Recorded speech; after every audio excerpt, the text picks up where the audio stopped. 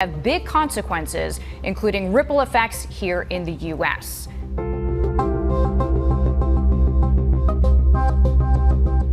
If you count everything, corporate debts and sovereign debt, that's what the government has borrowed, it is in the hundreds of billions of dollars. But what most American investors are most concerned with is the sovereign debt, what the Russian government has borrowed from foreign investors. And that's about $20 billion, which most experts agree is a very small percentage of the overall amount that Russia owes. In this case, the borrower, Russia, would not pay its lenders on time. It's that simple. The reason that investors are very focused on this is because Russia owes money as of March and April. They get a 30-day grace period to try to pay some or all of what they owe. But then after that 30 days, if 25% of its creditors decide that they haven't seen anything from Russia, the bonds are then going into default. Under normal times, non-war times, this gets worked out in a kind of bankruptcy court where there's suits and countersuits, and both parties agree on a compromise that both sides can live with. It is unclear in this particular situation with Russia at war, even if they have any incentive to pay.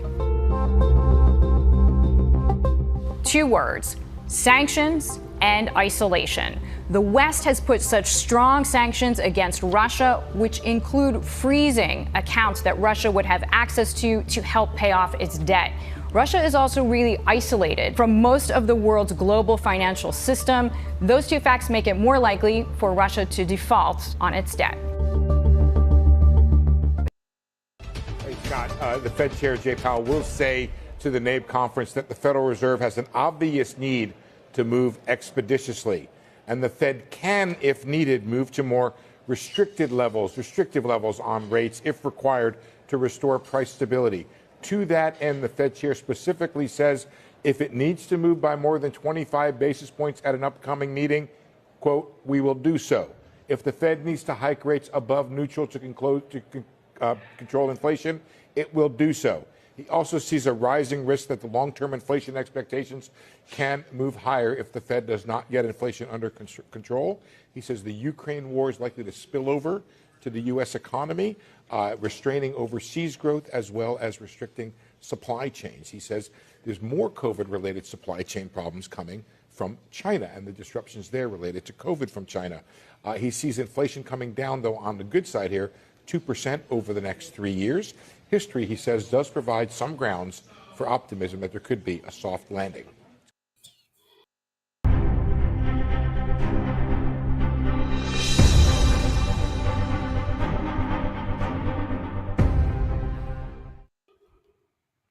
Hey guys, this is Tommy with Tommy Nation Politics. How's everyone doing today? I just wanted to stop by and let you guys know that I have a live stream tonight. It's called The Great Reset. It's going to be at 8:30 p.m. Central Standard Time. We're going to be having a robust conversation with a friend of mine, Dub from Stereo, my lovely co-host, Stephanie Smith, and also Jamar Jabari, Voice of Change podcast. We are going to be talking about The Great Reset, and we're also going to be talking about, of course, all the other political news that's going around, guys. Now, of course, it's all connected. We've got a connection of economic woes, COVID supply chain problems, and income inequality, guys. Income inequality is fitting into this very perfectly. Now, look, I just showed you a video. I don't want to talk about a few things right now because I'm a little juiced up after watching a few things. Trying to get ready for this live stream. But I'll save most of it for the main live show. Also, guys, we're starting at 8:30 p.m., but the opening video prologue is going to be streaming at 8 p.m. So if you want to get your mind appetized, get free thinking, innovative, and open-minded with what we're talking about, I suggest you tune in at 8. But guys, we've got a lot of economic things happening. I'm going to be talking to an economic economist from the Federal Reserve, Dallas, in a bit. I'm doing an interview. But I'm going to be asking about a few things. For instance, fitting in line with the Great Reset, Joe Biden said yesterday that there's going to be a new world order. A new world order. There's going to be a new world order, and the United States is going to lead that new world order. What did Joe Biden mean by that? What did Joe Biden mean by that when we are literally have income inequality not since the Gilded Age. Although the market's crashing, they call it a bull market. But Dow's down and NASDAQ is down. The only people that aren't down are the oil executives. And of course, Tesla, which God knows why. But all I know is that Elon Musk is about to beat Bill Gates to the trillionaire spot. First trillionaire ever, Elon Musk could be. Meanwhile, Powell says Fed will raise rates to foster a necessary, price stability. Now, I looked up price stability, guys, because I didn't do well in economics. I think it's all bullshit, personally.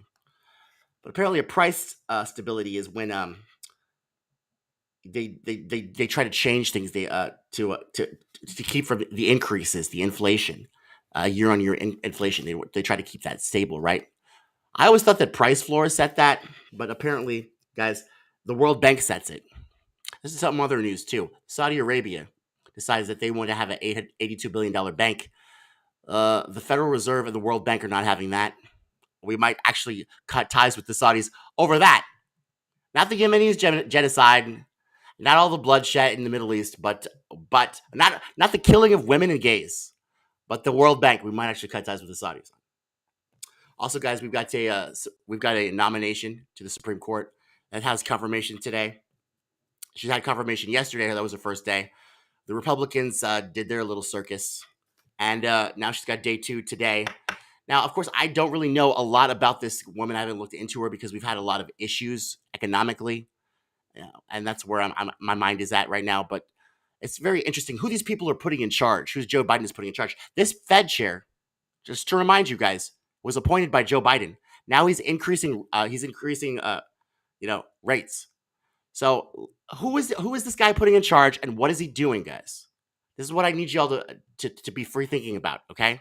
Who are these people, and what are they doing when they're being in charge, guys? And what does Joe Biden mean when he says we must lead the new world order? I think this all fits into the Great Reset, guys. And I think that we're hurting ourselves more than we're hurting Russia with these sanctions. Now, the sovereign debt, you heard the lady. The sovereign debt that these people are worried about them defaulting on. Guess who else? Guess what other creditors own some more of? They own our debt, and they own Venezuela's debt. These American investors, and they're worried about Russia defaulting. So, I mean, like literally, guys, our plans are blowing up in our face. Our CIA propaganda is falling apart. Most of the world isn't even sanctioning Russia right now. They told us literally at the NATO summit, because Joe Biden was too much of a coward to go to Ukraine. He went to the NATO summit, and they told him to shut the fuck up and act cool, bitch. Sit down and shut the fuck up. That's what he told America, guys. And I'm not a Republican, but literally, guys. This president's pathetic. We need to have a better plan. And let's not. I don't want to give away my position on this Great Reset, guys. But all I have to say, guys, is why are we going to let the people who fucked up our shit decide to do a Great Reset? Okay? We have an incredible opportunity to create entirely new sustainable industries, investing in nature as the true engine of our economy. The current global crisis has disrupted every aspect of our lives, but it has also presented us with an extraordinary opportunity, a chance to reset and accelerate efforts to improve the state of our world. Changing our current trajectory will require bold and imaginative action, together with determination and decisive leadership. In order to secure our future and to prosper, we need to evolve our economic model, putting people and planet at the heart of global value creation. If there is one critical lesson we have to learn from this crisis, we need to put nature at the heart of how we operate. We are on the verge of catalytic breakthroughs that will alter our view of what is possible and profitable within the framework of a sustainable future. We need nothing short of a paradigm shift, one that inspires action at revolutionary levels and pace. We simply cannot waste any more time. The only limit is our willingness to act. Y'all be free thinking, innovative, and totally open minded at 8:30 p.m. Central Standard Time for the Tommy Nation Tuesday topic, the Great Reset. See you guys then.